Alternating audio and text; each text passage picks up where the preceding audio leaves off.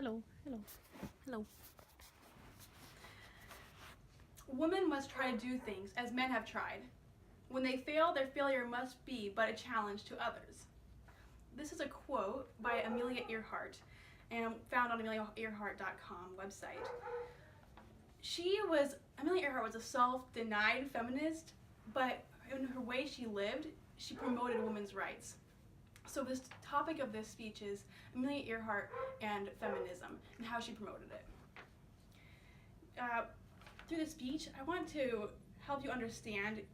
We know her that by a few feats that she did and also by her mysterious death, but I want us to understand who she was with her life, what she accomplished when she was alive here on Earth. In the time period that Amelia Earhart lived in, she was born in 1897, and right around that time is when the first women's rights movement occurred. But her life, when she kind of became when she started doing her actions and her flying career, it was kind of in that midpoint between the first movement and then there was the Great Depression hit. And then the second movement came again like in World War II. But she lived in that time period where the Great Depression was, and it was actually a hard time for women's rights because the men wanted the jobs, and when women were trying to take men's jobs, it was a lot of negative feedback for that. And Mickey Moran's 1930s American Feminist Void talks about how it was a difficult time for women's rights. So Amelia Earhart lived in the middle of this, and she kind of kept that feminism spark alive, or women's rights, and promoting that. She was the one that kind of kept it going even when there wasn't much going on.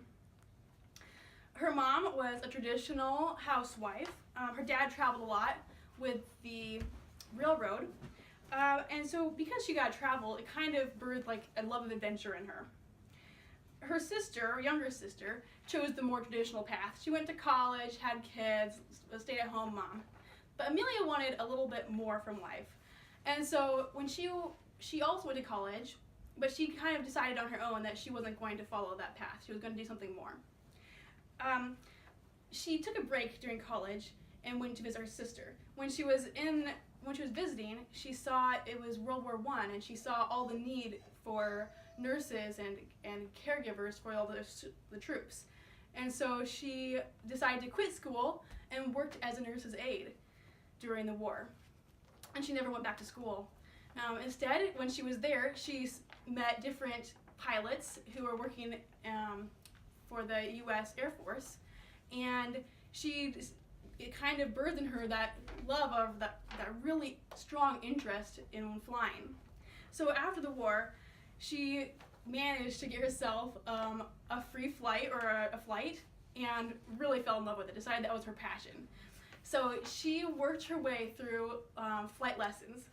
And the interesting thing was that she wasn't that great of a flyer at first. That she said that her first solo flight was pretty much terrible, and it took her a long time. But she was very patient, and even though it took her years to get her full license because you need so many hours, she still kept doing it and kept going. She got her first plane. It was called her Canary because it was bright yellow. And in the book Still Missing, Amelia Earhart and the Search for Modern Feminism, it explained how she kind of changed her own personality because she was trying to do both fit in and be like the normal woman, and at the same time she was breaking all these stereotypes because women just didn't fly. Women just didn't do that kind of thing. And so she decided at some point, you know what, it's not working for me to play both roles. So she decided to just embrace whatever she wanted to be. And so she cut her hair into a short bob, and she started wearing men's breeches and just really jumped into the role that she felt most comfortable in. And I think that image of her is what we see and kind of encourage other women around the country, that they don't have to follow the normal appearance and also choices in their lives just because of what culture was, what society said was what women should do. She got an opportunity to cross the Atlantic Ocean. Another woman was supposed to make the first woman crossing of the Atlantic, but she kind of not wimped out, but she was persuaded by her husband that he didn't want her to do that, so she asked Amelia if she wanted to take that role instead. And even though Amelia wasn't going to be doing any of the flying, she was just going to be a passenger on the first flight, she still was really excited about the opportunity. And so she got that chance to become the first woman to cross the Atlantic in a plane. And that is kind of what instigated an opening to the rest of her opportunities. Because she was willing to kind of work with around all the more restrictions on women, she wasn't going to complain about, even though she didn't get paid to cross the ocean like the men were paid. She didn't get to fly like the men got to fly and be a pilot. She decided she would just take the opportunities that came to her, and she took them, and that what's opened up the rest of her career. Some of her accomplishments were that she was the first woman to cross the Atlantic. Then later, she did the first solo transcontinental flight.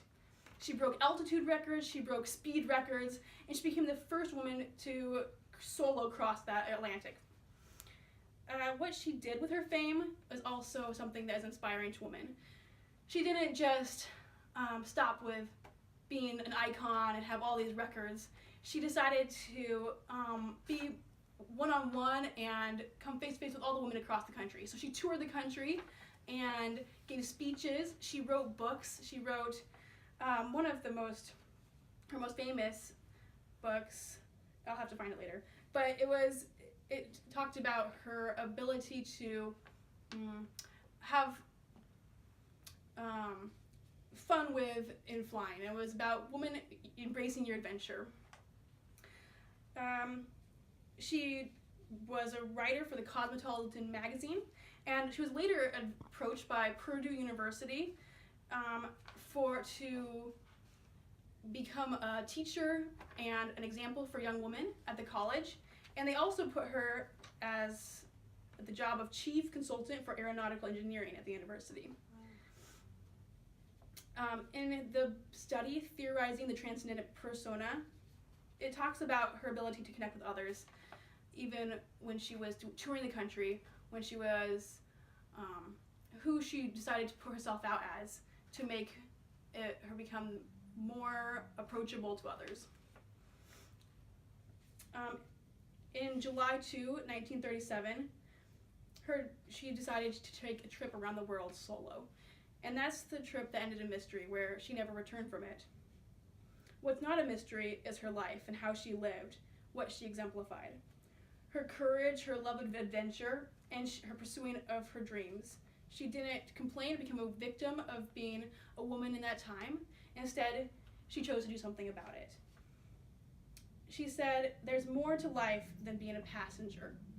In her short life, she lived what she believed. Will we? Thank you. Here are a couple pictures of Amelia Earhart. The first one here is when she worked as a nurse's aide during the First World War. Here's one when she cut her hair and kind of embraced who she was.